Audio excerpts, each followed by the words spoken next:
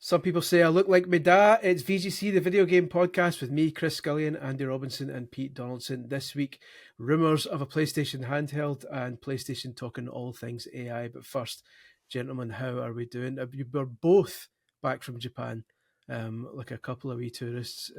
Pete, it's been a while. Well, I'm glad you just went with just tourists, which is just great for me, to be honest. I've been called a lot worse tourist-wise. But no, me and Andy did meet up very, very briefly one night in Tokyo. It almost didn't happen because I was running Mirror's Edge style through what could be described as the world's biggest skyscraper, trying to find Andy because he'd chosen I'm going to say, Andy, an obscure bar, in like kind of hotel bar on the 50th floor of a metropolis. And I just went in like the most popular department store in the largest, most visible building in the area. I was just on the wrong side of Shibuya, and I couldn't get past the scramble. I couldn't get right. It's all one way, and it's all. I mean, that place is never finished. It's like Birmingham, and probably also, the size of they Birmingham. seem to have banned mobile phone data in that area as well, which is really useful. So it's the second busiest train station in the world, and as you're trying to move around it, like your little ping on Google Maps will just teleport somewhere. Like, oh, It turns out you've spent the last 10 minutes going in the wrong direction. So it's super, super useful. Completely agree. But Andy took me to the special bar, the special Nintendo bar. The special bar. Which I thought you were talking about the special rock bar. Oh, no, Bar Rockaholic, that's my special bar, but it's not a members club. And if indeed you see a passport on the floor, it's very much not a little kind of little curio. It's very much someone's passport because they're drunk. But so you went to 8-4 then? That was your first time at 8-4 then? First time in A4. What a lovely wee bar. They had a Fiorentina shirt in the bogs, which I thought was a nice touch. I like to try my hands on that. really exciting little bar, and the fella who was running it was very lovely, and good time was had by all. I think. Andy may have another opinion, but I had a good time. It was a good time. It was my last night though. Last night energy is not that about that, is it? No, it's just a bit sad. I'll tell you what they don't have at 8-4 though, and that is a large painting from The Legend of Zelda: Breath of the Wild. I can't think of anyone else who may have such a painting or is about to acquire one. Andy, what were you up to last night? We went to the Games Aid Gala last night, which is a big charity event for very positive, very good causes, children's cancer charities and stuff like that. So it's the games industry kind of like throws money around for sick children. So it's a very, very good cause. And as part of that, they have a silent auction every year, which of course I contribute to. And this year they had a change in the setup where it was like kind of an electronic thing where it tells you on the screen who the top bidder is. Right. Christopher Dring, the now former GamesIndustry.biz boss, bid on this. They had a series of paintings. It was like classic paintings that have been gamified. So there was the girl with the pearl earring, but it was like Lara Croft and stuff like that. Like, with the famous, American Diner painting, but it was like lemmings in it and things like that. And so don't ask me what this painting is based on because I'm not an art critic. You'll be shocked to hear. But there's some painting of Link and it said that he bid on it and he was the high bidder. And I thought, no, you're bloody not. So I outbid him. We've still 2.5 hours of the auctions go, thinking that's comfortably. It's just I can mess about right at that stage. Nope, last bid, won it. Of course, yeah. So then someone told me it's 4 foot tall. So I now own a 4 foot painting of Link from Breath of the Wild. I'm thinking because you've not made it clear what piece of art it is, I'm thinking like it's Dante's Inferno. Or that's what's concerning me. That it's based on some Third Reich propaganda, and you're like, I can check. What is it? It's called like the Blue Boy or something. Right. Okay. Right. Let's have a look. But how is it going? The Blue Boy. This version of the Blue Boy replaces the original figure with Link from The Legend of Zelda: Breath of the Wild. Right. Okay. I'm unfamiliar with the Blue Boy, but Chris is laughing. So. But the thing is, he does look like he's standing there waiting for a bus. So it's not even like a particularly dynamic Yeah, Yeah, okay, the I can see original, this energy. It's the a original man work. standing Yeah. on what Yeah. can only be described as a poo-coloured background. The poo I boy mean, was in the working title. It's going to It look does lovely look in the West Ham gaming bar you're going to open. Andy. It's going to look really good in my garage, but it's all for charity. Yeah, So- good stuff, exactly. Andy. Congratulations on your large boy. Thanks very much, my How are large. we for beverages today? Are we energy drinked up, or are we Well, I've got the Boomers Monster, the classic the Lucozade. OG? I'm flavour. currently sort of recovering after a full week of. Are you familiar with the drink Calpis? Unnecessarily named for the rest of the world apart from Japan, but it's like a kind of a yogurty, lovely yogurty sort of watery drink that's incredibly refreshing, surprisingly refreshing for something that has yogurt in it. And they've got a new cheesecake flavour, and it's available in Tokyo, and I drank 20 bottles. Not even kidding, not even an exaggeration. I drank 20 bottles of Calpis, but cheesecake. Brilliant. Oh. Lovely. And the picture of the cheesecake on the front is like Tipex white as well. It's absolutely rancid looking. Jeez. Well, I don't have an energy drink, but I've got something slightly different. A few weeks ago, I received a parcel out of the blue containing a tin of lychees. And I had this. absolutely no idea where this came from, to the extent that I thought my Amazon had been hacked.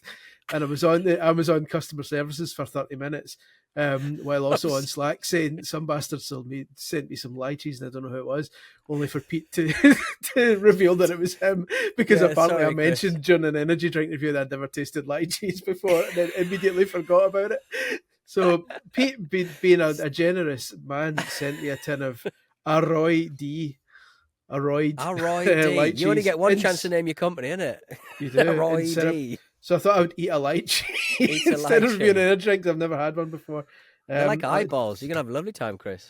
It but it was like, Chris, I think you said on a now very unloved social media platform that you're having a bad day. And I was like, you know what? I meant to send Chris some lychees, so I'll send him on this day. But little did I know it was going to send you through a loop of worrying that you'd been hacked and having to contact Amazon customer services. It was the lid's got quite a lot of gift here. I don't want to like spray lychee juice all over my keyboard, but we're good. You don't know what lychees taste like, Chris, so it may be something you do want.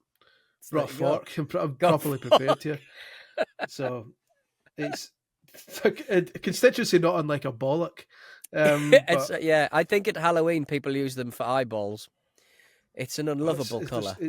And there's a hole in the middle which contains quite a lot of juice, which is awkward when picking it up. So I need to like kind of drain it so I don't drip anything in it. Drain your ball. We're going for a lychee. There you go. Riveting content. Whenever I'm editing, expected you to pick up the slack and talk while whenever I was editing the VGC podcast, I always know when the energy drink review is happening because the waveform goes very small for about 10 seconds. I'm like, that's nice. I'll probably shorten that by a bit. That's basically peaches, isn't it? They're very sweet, and to be honest, I would argue that a tinned lychee tastes as close to a real lychee as you're going to get fruit wise. So I think it's not because I couldn't for love nor money deliver you a lychee from Morrison's or whatever. There's none up there, and then I thought, is it just? It's Chris's part of Scotland, and then I checked that I couldn't get lychees delivered here. We don't do fruit. We don't do fruit in Scotland. the most we've ever had fruit wise in Scotland is when they did a special summer fruits version of Iron Brew. It's the closest we get to having fresh fruit here. I'm glad you've experienced something new and it's nice, sweet. It's greatly appreciated. Shall we start talking about video games before people stop listening? This is where they do stop listening. The energy drinks. True. To be fair, you're not quite 10 minutes in. Well, if you get over the 10-minute barrier, you're usually all right. There we go. Just checking the timer now. We're around past 10 minutes. A new PlayStation handheld report has been backed up by the guys at Digital Foundry. So there's been rumours for a wee while that PlayStation may be working on a handheld, and these rumours kind of built over the last month or two, and then lovely John Lineman at Digital Foundry has basically said that, we've heard that too. So he's lending some credence to the rumours. Bloomberg said last month that Sony was making this portable console capable of playing PS5 games. but it was in the really early stages. And then, John Lineman said that they'd heard about that from a couple of other sources recently. So seeing the Bloomberg report made him realise that it's kind of confirmed. Is this the right move for Sony? Should it be kind of entering in the handheld space, or should it kind of stick to what's working for it just now? Andrew? For me, if this is true, I mean, and I imagine it is, but it is, I mean, a lot of the reports, both of the reports have basically stressed that it's still development stage and years away, and obviously with a caveat could not happen. This just seems to me like another step in PlayStation kind of broadening its audience beyond console. I mean, that's what they've spent the last 5 years doing. Obviously not quite as strongly as Microsoft, but there is a need in the AAA space to have more players than just who can spend 500 quid on a games console. That means PC, that means mobile, that means cloud. So I'd be surprised if this is much more than a handheld PC, to be honest, like a Steam Deck style device. I mean, obviously, I'm not privy to any knowledge, so this is just speculation. But I mean, how much is a handheld that can natively run PS5 games going to cost? Yeah. How long is the battery life going to last? I mean, Nintendo's success on its devices is that it's throttling these specs down for battery life, right? I mean, Sony's obviously already pushing PC ports fairly hard. Usually it's like a year or so before they kind of come to PC. Portal's been a really, really popular peripheral for them. It's been their most popular peripheral, I think, since it came out. The handheld that can, like, esque device that can stream from a PS5.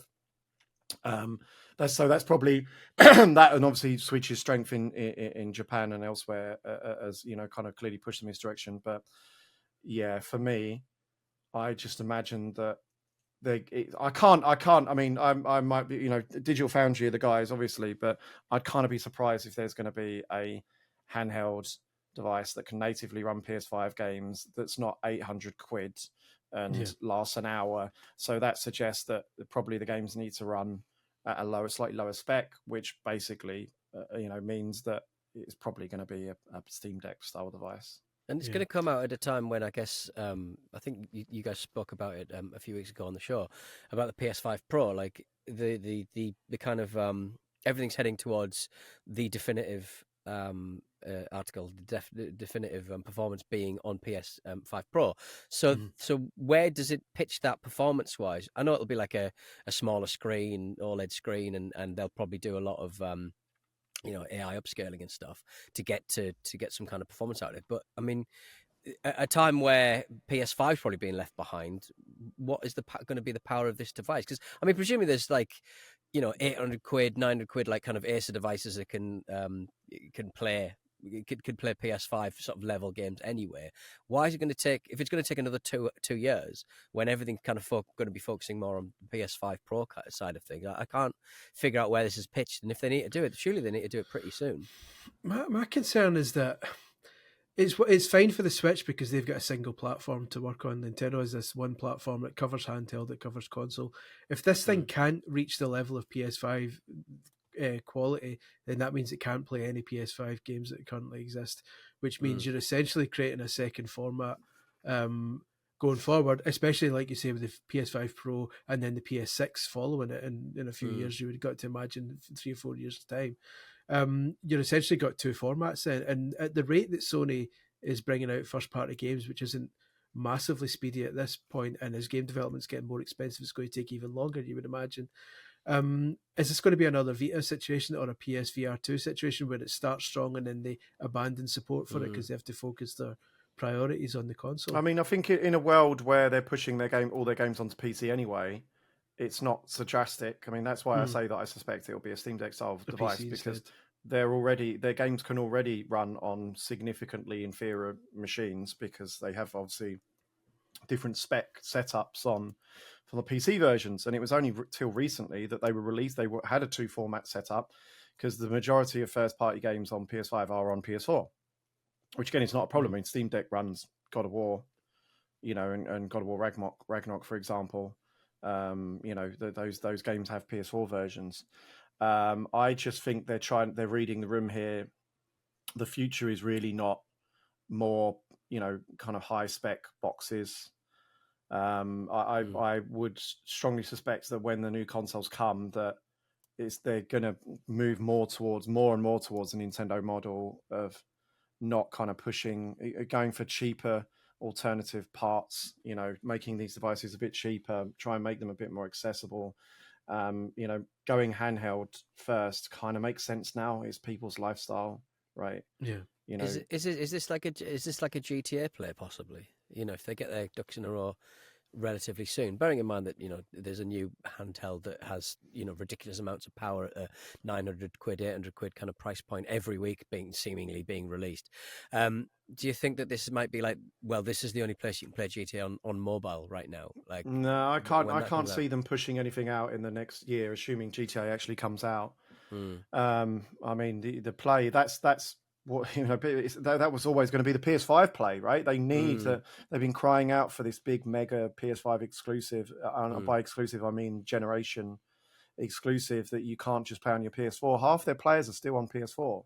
Yeah, it's an unprecedented kind of issue that they've never had before because everyone moved from previous generations very quickly, but PS4 is still fine for runs most popular games that people are playing are all running on PS4.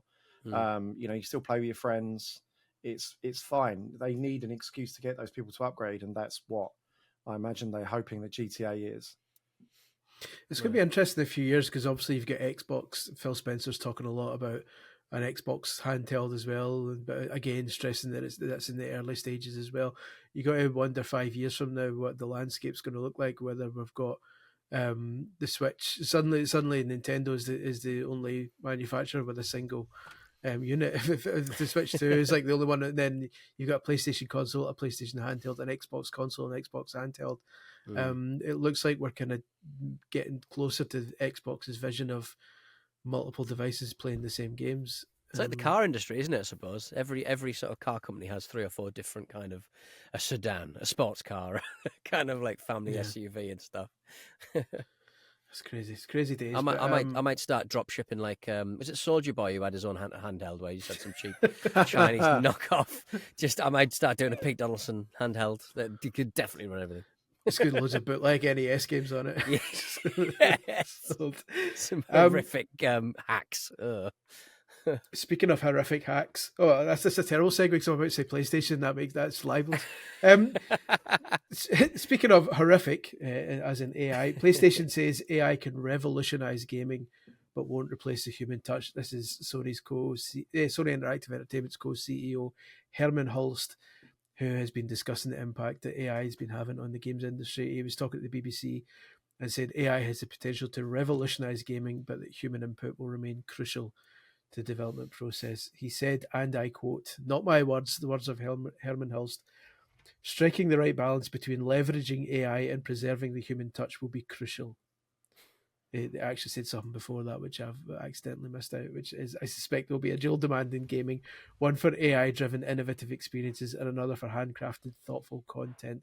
Unity survey found that 2/3 of studios are currently using AI in their workflows. It seems at this stage that AI is just coming and there's nothing you can really do to get out of the way of it. It's going to become integral in development going forward, and it just seems to be a case of how much will it infringe on the creativity side of things and how much will it be used as an assistance tool instead. I mean, I don't buy into the AI kind of doomsday talk. I don't think AI is going to get much better than here where we are. I mean, you look at the self-driving cars, right? How long have we been, 6 months away from fully autonomous cars? 10 years? Yeah. It's like that last 10% is what proves impossible, right? And it's like, yeah, the stuff like ChatGPT is really brilliant at like spitting out some plagiarized stuff, but it's not faultless. It's still like, even on Google, you can see like Google will pop up like some ridiculous claim, like, eating fire is really good for you. And like something like that. Like they can't get, they're really struck. Like it's not, so it's always going to, I can't see it being, certainly for the near future, anything else that is sort of like just advisory.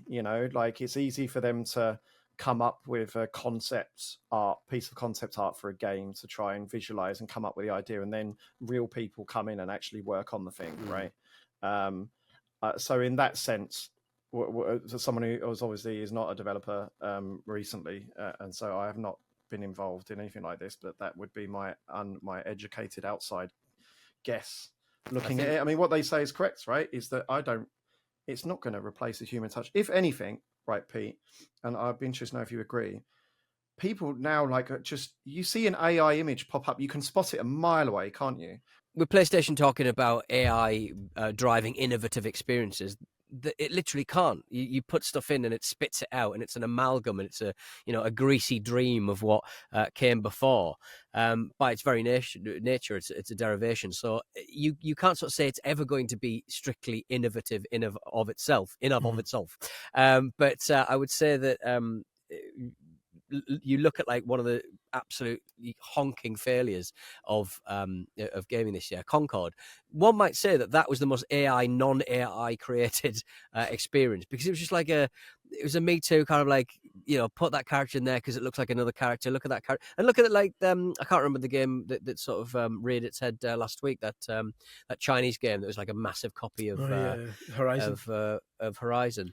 Like people don't like it, and they can smell bullshit, and they smell straight copies and stuff, and it's just they're just not going to sell. Unfortunately, because like I said earlier, like just spotting these AI images that now you can see them a mile off, it's just gross, isn't it? Like people you don't want. Does anyone want to play a game made by like some plagiarism machine? I don't think they do. Entertainment and art, you're kind of almost buying into an idea and to a group of people. I'm sure, I'm sure you want to feel like people have spent time honing their art, not just smashing it into a computer. I'm sure he won't mind me saying, but I was talking to Phil Spencer about this a couple of years ago at when I think it was the Game Awards or something like this, and he was talking about AI. We were just there was a small group of us, and we were talking about AI, and somebody made a point that, well, computer AI have been able to generate music, like original music, in quotes, for a long time, right? You could press a button and you can make a pop tune. But nobody gives a shit about that, because you don't buy music because the tune's great. You buy it because you've bought into the artist. You like the artist, right? It's an idea. The only way I could see it being used, and again, this is an example I've given before because I remember when it was shown during some presentation that kind of stuck with me, is that if the data you feed into it is data created by the creator themselves, and it's saving them time, then potentially there's an acceptable use for it. The example that I've given before is when a designer was given a presentation once about building a forest in their game, and they said, what I could have done is I could build 10 trees and then copy and paste those trees in the forest and hope people don't realize this is the same tree over and over again. Or I can create 10 to 20 trees, run them through this tool, and it'll generate 10,000 completely different trees based on my design. And then I can go through those trees and approve or reject them. But then that makes you argue, well, how do designers feel about this? Is there a designer feel that every single tree I've created is unique and special, or do they think, well, it's going to save me however many weeks it would have taken me to make all these trees? Is there a tree designer that just designs trees? Probably not. It will be a junior. You've heard of Speed Tree, right? Mm-hmm. This has existed for over a decade. There's a literal piece of middleware called Speed Tree, where people pay for it and they put trees in their games. So that's already a thing, has been for ages. But that's just one example of, like, if you create X number of things, and then AI will create based on your variants. Inputs. But I don't know. Where do we stand on when I put my whole house into Unreal Tournament, and I spent ages modelling it in 3D Studio and taking pictures of everyone's bedrooms that I lived in my student digs? Where do we stand? If I just ran a camera around and just clicked a button and it just went in thanks to AI? I made my score in Jedi Knight. In Dark Forces 2, yeah. that put you on a watch list. I know that definitely wasn't. That definitely wasn't. Well, I was in the school. I was going to turn up with a lightsaber. What a confusing mass cycling. There are other instances of AI being like Flight Simulator 2024, which came out as using Bing Maps. I don't know obviously they had to choose Bing Maps because what are you doing, Microsoft? If only they choose to go. So when you go down street level in 2024, they're using other kind of street data. And so as you get down, they're using AI on the fly, which is why the file size is so small this time. The last game was like 160 gigs or something, and now it's only 30 because everything's being generated on the fly in the cloud and AI. And as you're flying over landscapes, as you get closer, you can tell they're using the AI they've taken the 2D top-down map and the side-on street views to generate kind of mock-ups of the houses, and from like a height, it's really believable. Like, and it's the sort of stuff like my hometown. No one in their right mind would actually physically recreate my hometown, but if AI is the closest I'm going to get to it, where it's left to some sort of algorithm to create it, if that's the best I'm going to get, then so be it. This town has a distinct lack of lychees. Exactly, trying to find lychees floating around. I can see the uses for it. I'm not quite as doom and gloom as everyone, but the problem is that a large number of ways it could be used are doom and gloom, and it's. But the lamest people will always be the proponents who want to use it. You know what I mean? Like, it'll always be the same people who went in with 2 feet with NFT games and stuff. And you still hearing them sort of ticking over here and there. It's always like the lowest common denominator. There's no artists getting involved there, is there? Yeah, it's a shame. You mentioned Concord earlier. Soon to be joining Concord, but at least had a longer innings is Ubisoft's X-Defiant. Following months of speculation, Ubisoft has finally confirmed that it's shutting down X-Defiant. I feel quite bad about this one because I joked about it in the Patreon newsletter a couple of weeks ago. Ubisoft was adamant, contrary to rumours, we're not shutting down X-Defiant after Season 4. And I joked, that's because they want to do it after Season 3. And sure enough, Season 3 will be the game's last season, which is quite awkward. They're ending support for X-Defiant, shutting down its studios in San Francisco and Osaka, and downsizing its Sydney studio. Game Season 3 will still launch, but the servers will remain active until June the 3rd, 2025, and then it will be a God rest it for X-Defiant. It'll be gone. It's worth buying these founders packs, isn't it? Because you invariably get the full refund on those, don't you? You get a lovely chunky payout a few months down the line. Yeah, it's grim. It takes me to a Discord question from His Name is Geo, who asks, with the announcement of the closure of X-Defiant and all the other failed live service games recently, do you think we've reached the end of that trend? If so, what do you think the future looks like for games which adopted the live service model later, such as Rocket League? Are we reaching the end of live service now? I mean, we're talking about X-Defiant, but the real loss here is Foam Stars. It's ending its year run. Yeah, pour one out for Foam Stars. It's weird because Foam Stars of the kind of they're literally, for want of a better word, are defiant. Because they've decided, well, we're not making any seasons anymore, but we'll keep it online.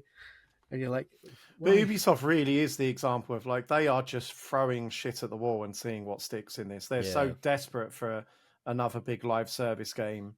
You've seen their struggles in recent years. It's because they don't have a FIFA Ultimate Team or a GTA Online that basically props up the other publishers, and they can, they can take their time, on everything else. I mean, you don't see 2K bash out, Mafia and BioShock games, etc. They release them when they're ready because they don't have to release anything in any given year, and neither really does EA, because Ultimate Team, or other than FIFA, obviously, Ultimate Team is printing money for them, whereas Ubisoft do have those pressures.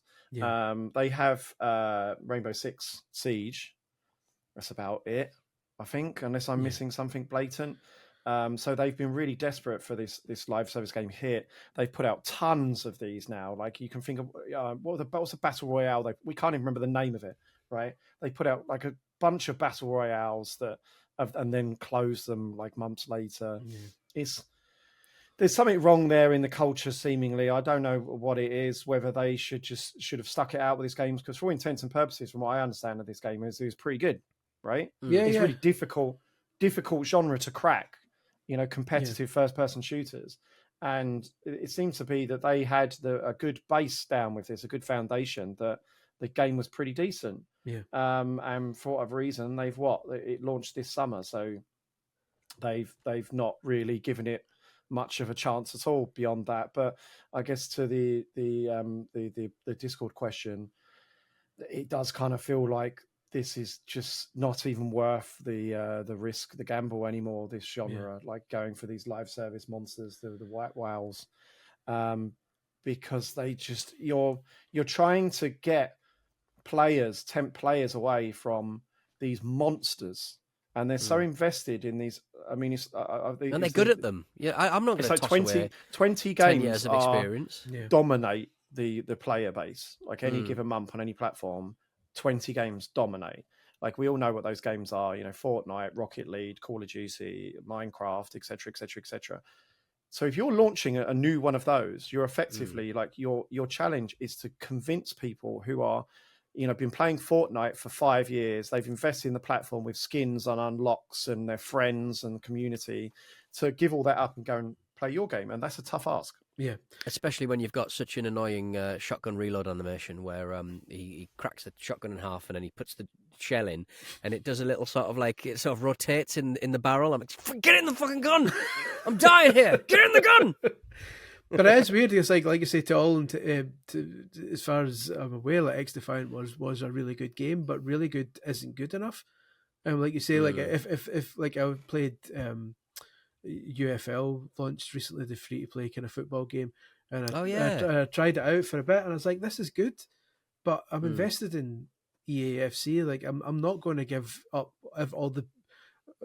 We'll get to that in a minute. Hundreds of hours I've put into this EA game, and start completely from scratch again with an entirely new football game when there's no guarantee of its success.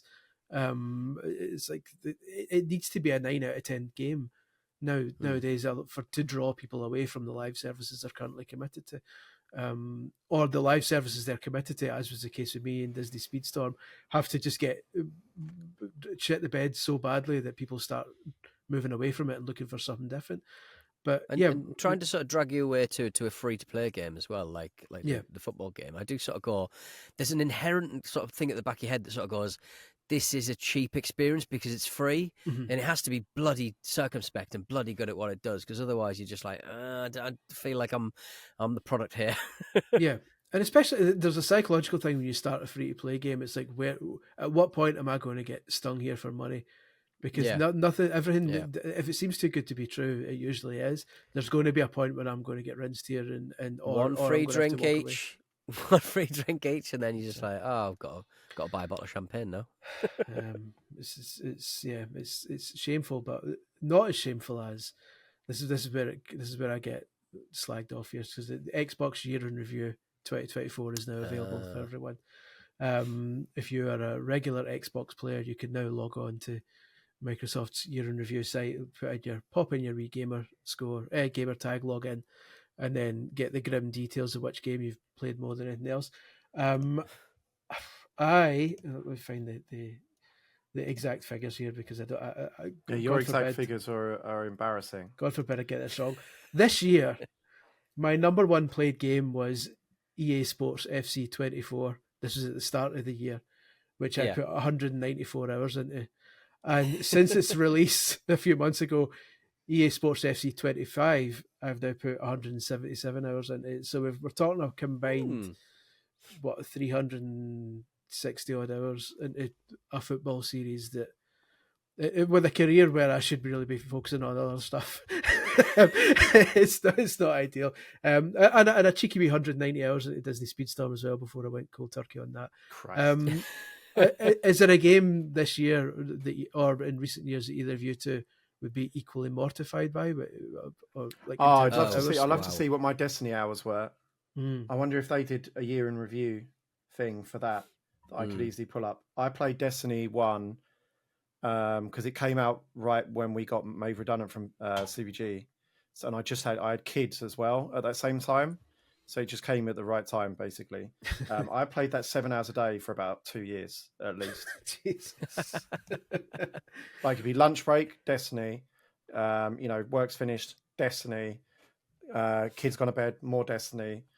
We used to have a dad's raid group where if anyone went AFK, you knew it's because their kids woke up, and everyone would just like sit down and wait. That's ideal. The lobby. I spent ages side loading like Alan Wake 2 on my Steam deck and a lot of other, AAA experiences for my recent flight to Tokyo, and I sat and played 5 hours of Balatro instead. Yeah, that sounds familiar. Flipping Balatro. What hold do you have over me? I don't know how they've managed to do this, but it's an astonishing bit of work. I still refuse. I get sent an Xbox code for Balatro, and I just went nope. Nope. No, thank you. I've got I'm enough. an EA man. I've clearly got enough on my plate with my 700 and hours. And that plate is a football. Exactly. For the purposes of objectivity, Sony will be releasing a similar PlayStation wrap-up. They do it every December. It's just not out yet. Right. So anyone who likes to sit in the wee cafes in Gran Turismo and pretend they're drinking tea will get their stats soon about how many hundreds of hours they've spent doing that. We will be back with questions from their lovely Discord users right after this break.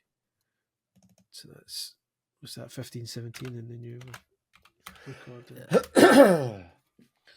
I wrote down a swear of mine as well. I get that as well at some point. So. And we are back. We are now going to take some questions from the lovely CVG. Good old days. And we are back. We are now going to take some questions from the lovely VGC readers on Discord. You can also support us with our lovely Patreon, where we'll have some nice content for you soon. You can get that on Patreon.com. Including some men pretending to be monsters at Capcom. That's right. Lovely behind-the-scenes video on our Patreon this week. Yeah, it's quite interesting because Patreon kind of took the clip, just took a random clip from it. It's just a guy just going. Yeah, it wasn't. I have a spoiler for you. It wasn't random. I chose that particular clip of a man going. You've got a keen eye. That's all I'll say for Prime. The Patriot stuff is so good. I mean, my favourite stuff obviously is Jordan and Chris going anywhere on a little wacky weekend. But there's some good stuff over there. I cannot recommend it enough. We've got something coming up for wrestling fans that may or may not prove controversial, but hopefully people see it as a good fun it's intended to be. Moving on. I'm gonna put Jordan in a rack. I'm gonna give him an Irish whip and then put him in a rack. Oh, I thought you said Iraq, as in like the country. Yeah, it said Jordan in Iraq. That's quite the commute. Matt H on the VGC Discord asks, since we're now in the month of December, what is your favourite Christmas-themed game? Because there haven't been many over the years. No. He says the Grinch on Game Boy Color was my go-to when I was a youngster, or a Wayne, as you lads say. I should stress it only I say that. When I think Christmas in video games, the first thing that springs to mind is the Christmas level in Elite Beat Agents, which is a tearjerker. Like it opens with a young girl waiting for her father to come home, but Daddy ain't coming home because Daddy's pegged it. God rest him. So she, his ghost returns and asks the Elite Beat Agents to deliver a teddy bear to her house. Oh my God! So Jesus Christ! It's a tearjerker every Christmas. But anything else to spring to mind? Would you remember, like back in the day, you'd get like on the front of Amiga Power, you'd always get like a. I know what you're going to say here. John's not here. You'd always get like you'd get Christmas levels of like Lemmings or was there a Cannon Fodder one? I want to say there was where everything was snowy. Yeah, there was. There a snow? I think there might have been a Snowy Sensible Saga. Like you would get developers just Christmasing up their games and sticking them on the front of a little sort of special Christmas demo, which was a lovely treat. Who would ever do that again? I mean, the most famous one for middle-aged people is Christmas Nights. Yes, definitely. Christmas version right, of Nights, okay, Sonic yes. Team. How was that released then? Was that just a special edition kind of Christmas version? It was just a release, I think. Yeah. Didn't it support the controller, the new controller they brought out? Yeah, I wasn't a Saturn guy, so my Christmas games, I find it's they're just games that I happen to have memories playing at Christmas. Yeah. Right. So I always go back and play the Donkey Kong Country games at Christmas because they're fond. Christmas gifts that I would have spent Christmas, in the 90s playing those. Yeah. Another one that sticks out is Diddy Kong Racing. which was a Christmas game on Nintendo 64. They released it first week of December. And there was like some proper good Christmas levels in that as well, with some chonky David Wise music. The great thing about Diddy Kong Racing as well was it was a surprise release. It was like pre-internet. Yeah. So like when the Christmas issue of conveniently N64 magazine came out, the first surprise was there's a Christmas issue, because I thought it they announced it on the magazine, January, December, and then it was on the front cover of the Christmas issue. Yeah. Like, so you know what happened there? Because obviously I worked with the Banjo team. Banjo-Kazooie was supposed to be the Christmas game that year. And they had a meeting with Howard Lincoln, who's the CEO of Nintendo at the time, the president of Nintendo America. And he's like a former lawyer. And apparently he walked in the room like with a Banjo-Kazooie team at E3, and his introduction was, "Hi, I'm Howard Lincoln, the president of Nintendo. We have $5 billion in the bank and no debts." Oh, hello, mate. Nice to meet you. Jesus. And then he stressed the importance of how you cannot delay this game. We have committed X amount of millions on marketing and store placement. And they all knew that the game was already delayed. The two were like, "Oh, okay. So they waited until they got back to the UK and then just like sent an email like, "Oh, by the way." So obviously you're about to have some debt. So the way that Rare solved that one was that they had a racing game in development, which was RC Pro-Am 64. Yeah. And they went, well, why don't we chuck Diddy Kong on it, rebrand it as a Diddy Kong game, and release it at Christmas? And that's exactly what they did. That's crazy. Although I must admit, wild, isn't it? As a massive RC Pro-Am fan, I would have loved to have seen what it looked like before that. But it's funny because that's why if you looked at obviously all the aesthetics and stuff, it's like it's not particularly Donkey Kong themed. No, right. It's not. I noticed when they re-released it on the DS, or should I say they kind of remastered it on the DS, I noticed Taj the Genie had a different voice, which was probably the racist elephant. Probably for the best. The only other Christmas game that springs to mind for me is Robocod on the Amiga, James because Bond that was all about visiting the North Pole and rescuing Santa, which is Penguins about as Christmas as it gets. Yeah. Was that Chupa Chups or was that Zool? That was Chupa Chups was Penguin Zool. Bars? Yeah, Penguin Bars was Robocod. Has anyone ever kind of had an extended stomach facility in their characters?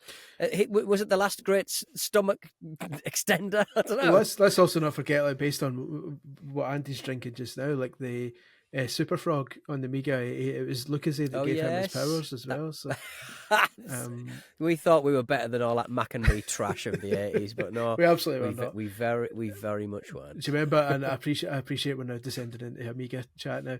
Remember the Quavers game, One Step Beyond, pushover. Yeah. I've told that before. Where I rang up a mate at Hello Games and said you should do a. That's right. You did say that. Because they followed it up then with a specific Colin Curley platform of sorts. I always got that mixed up with Lenny Henry's turn in the game Sleepwalker. Oh no! Oh, was Lenny Henry the voice of Colin Quaver? Or were they in both? I know Sleepwalker was a comic relief game. Yeah. I think they might have been in both. Lenny Henry's been in a lot more games than you realise. We're going down a stream of consciousness here, because then Sleepwalker was played on Games Master by Vic Reeves. That was beautiful. Never mind. Beautiful. Yeah. Well, let's move on before everyone. Listen, me and Chris were talking about the video game Montezuma's Revenge, not the one from the Atari. A crappy remake in the late 90s, early 90s that was just there to sell 3DFX Voodoo graphics cards, and I can't for the life. If anybody can find me that game in a playable DOSBox state, please get in touch, because I would very much like to play that unlovable pile of crap. It's going to you'll put 2 minutes in it and go, nah, this is like a sub-serious nonsense. Well, here's some very serious nonsense for you. By Chillfast 001, one of MI5's first agents.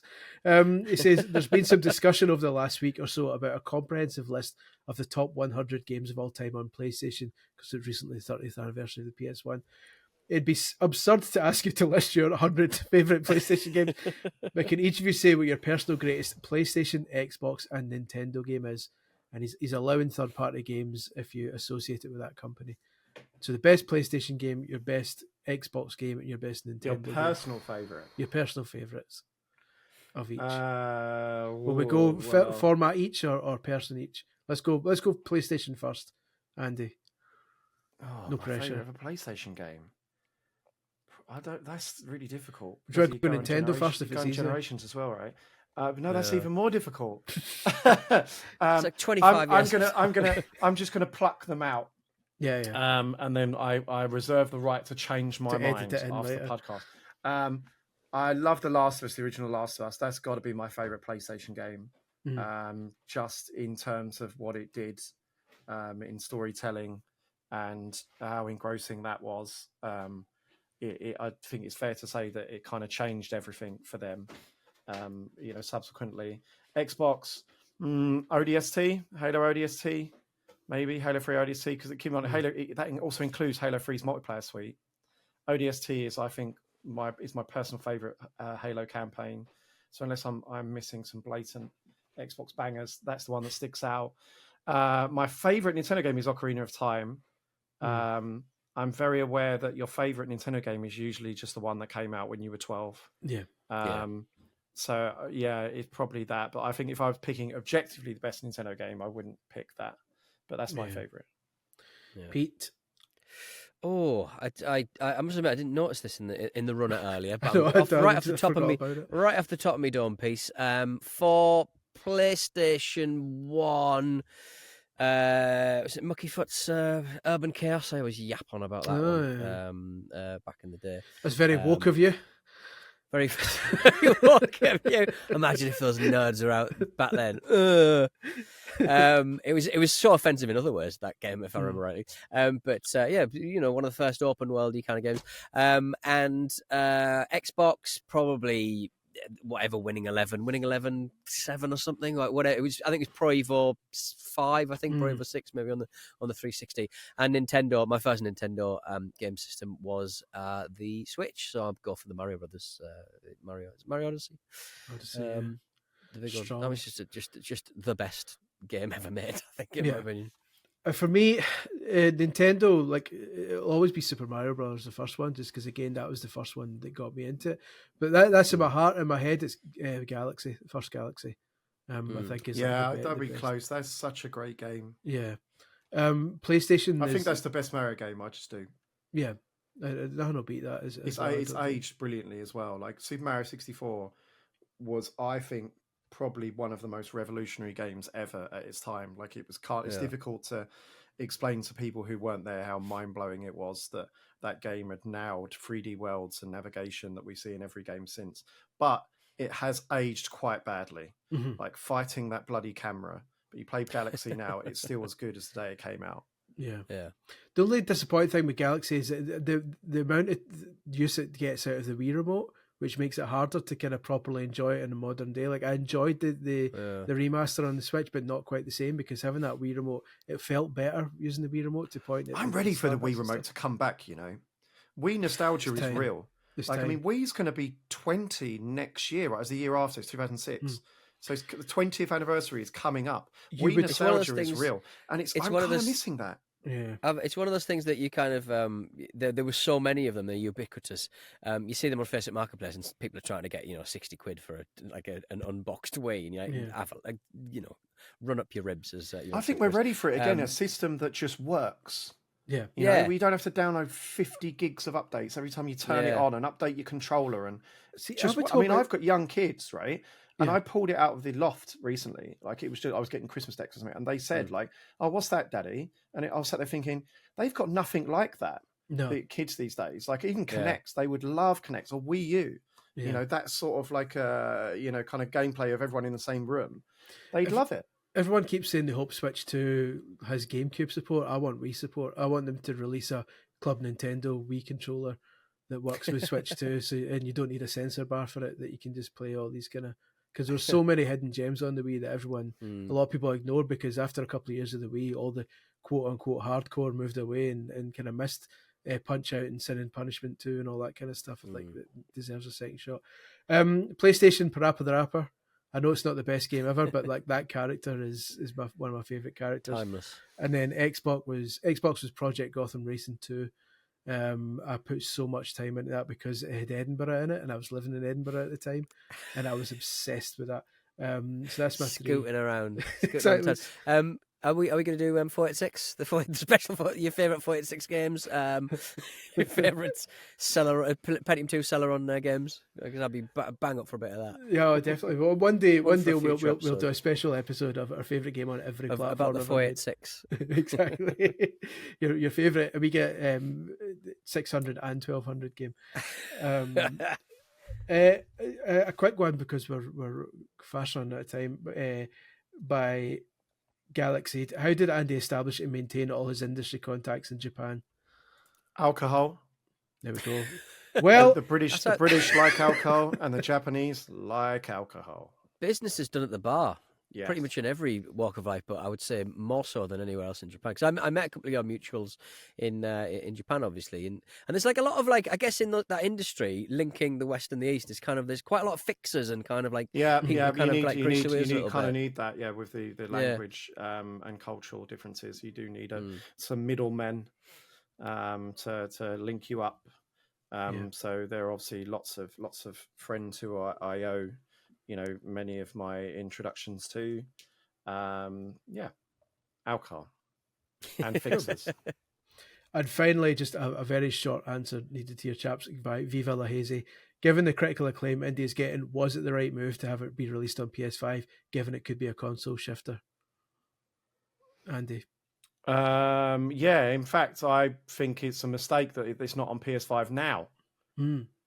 It's got gangbuster reviews. This game could be huge. Like generally, it's not. I mean, we know Game Pass. People, it affects the sales, and it's they make their money back in other ways, etc., etc. But I do think a chunk of people are going to sit and wait for this release. Like, what benefit is it to them that they're going to release it in 3 months or whatever? Officially, it's early next year, right? I do think you'll get the mindset of when it comes out and it's 60 or 70 quid a few months down the line. If it's my mindset would be, well, I'm just going to keep waiting. I've waited long enough now. I'll keep waiting until it gets cheaper. Yeah, it is a bit cheaper, yeah. I mean, I'm so glad this game is being reviewed well. I mean, I'll take umbrage with John saying it is the premier Indiana Jones games, Fate of Atlantis, obviously, on the 486. But it looks. I think it probably plays better than it looks, but I cannot wait to get those guys don't miss machine games. Well, you've been saying that for the longest time, Andy, and the closer we got, Andy versus Indy, the closer we got to release, I was just like, oh, I'm scared. It's like made by the leads are the leads from The Darkness and Chronicles of Riddick. Like it's them. A first-person Indiana Jones game is perfect for them. The design director there, Jens, he worked at LucasArts about 10 years ago on a Indiana Jones game at LucasArts in California, in San Francisco, and it didn't come out. So he's dreamed of making this Indiana Jones game for decades, and finally it's here. It doesn't surprise me in the slightest that this game is a banger. I can't wait to play it on PS5. Well, speaking of bangers, that was another episode of the Video Games Chronicle podcast. Thank you very much to everyone for listening. You can send us your questions, comments, and concerns to podcast@videogameschronicle.com. It'll be Jordan that reads those, not me. So please put a wee bit of extra abuse in there. You can come to when we come back. I might be able to talk about a certain theme park that I may or may not have been to. Oh, that's right. Andy was at Alton Towers. He went to the video game theme park. He went to Legoland just to stand and wait for the Minecraft bit to be added. I went to the Lego Star Wars theme park. What's wrong with Southend's Adventure Island? That's what I want to know. Nothing. Nobody ever said anything was wrong with it, and neither they should. You can get us on Patreon, patreon.com/videogameschronicle, where something questionable will be coming on Christmas Eve. Thank you very much for listening to the podcast. We'd like to thank the great Grant Kirkhope for the VGC podcast theme song. Say goodbye, Pete. I'm not leaving until he finishes the light cheese. I mean, I've had one in out silence. Of 25. I know it's silent. It'll just be like 10 minutes of joylessly. You can't even hear the chewing. Just alternatively, like a snake eating some eggs. Eating his own tail. Well, Well, I think in lieu of that, I think maybe the listeners right. would rather have Pete saying goodbye. Goodbye. Sorry. Say goodbye, Andy. See ya. Bye. See you later, folks. Bye bye.